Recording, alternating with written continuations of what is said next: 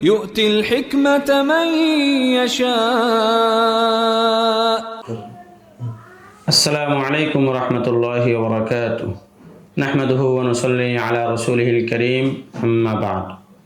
এই দরসে আমরা আলোচনা করব শরহ রকুদ রাসমিল মুফতির 34টি মূলনীতি থেকে 18 নম্বর মূলনীতি সম্পর্কে।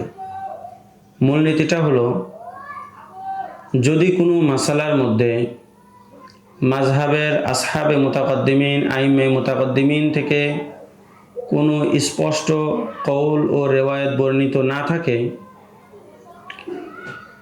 এবং সেই মাসালার মধ্যে মুতাআখিরিন উলামায়ে কেরামের মধ্যেও ইখতিলাফ দেখা যায়, তাহলে কোন কওলের উপর ফতোয়া দেওয়া হবে, আমল করতে হবে। তাহলে সেক্ষেত্রে মুতাআখিরিন ফুকাহায়ে কেরামের মধ্য থেকে আকাবিরে ফুকাহায়ে মুতাআখিরিনের আকসারিয়াত যেই কওল অবলম্বন করবেন সেটার উপরেই ফতোয়া হবে। আকাবিরে ফুকাহায়ে মুতাআখিরিন যেমন ইমাম তহাবী রহমতুল্লাহি আলাইহি, ইমাম আবু হাফস কাবীর রাহিমাহুমুল্লাহ, তারা রয়েছেন। এই কায়দার কিছুটা ব্যাখ্যা বিশ্লেষণ বলা হচ্ছে।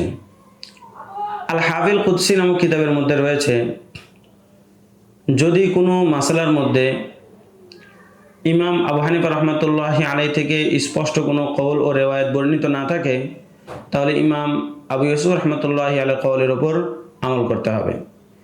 ইমাম আবু ইউসুফের কোনো কওল না থাকলে ইমাম মুহাম্মদের কওলের উপর, ইমাম মুহাম্মদের কোনো কওল না থাকলে ইমাম জুফারের কওলের উপর, ইমাম জুফারের কোনো কওল না থাকলে ইমাম হাসান বিন জিয়াদের কওলের উপর আমল করা হবে ইলা আখিরিহি। কিন্তু যদি কোনো মাসালা সম্পর্কে এই সকল আইম্মে মুতাকদ্দিমিন থেকে কোনো রেওয়ায়াত বর্ণিত না থাকে, তবে সেই মাসালা সম্পর্কে ফুকাহায়ে মুতাআখিরিন, মাশায়েখে মুতাআখিরিন কোনো এক বিষয়ে একমত হন, তাহলে সেটার উপরেই আমল করতে হবে।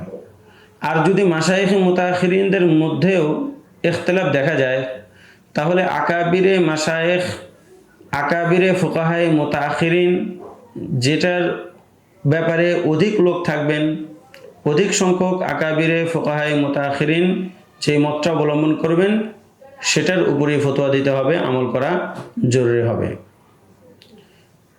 এতক্ষণ পর্যন্ত আমরা 18 নম্বর মূলনীতি সম্পর্কে আলোচনা করলাম। পরের দরসে আমরা 19 নম্বর মূলনীতি নিয়ে আলোচনা করব ইনশাআল্লাহ তাআলা। আসসালামু আলাইকুম ওয়া রাহমাতুল্লাহি ওয়া বারাকাতুহু। ومن يؤت الحكمة فقد أوتي خيرا كثيرا وما يذكر إلا أولو الألباب.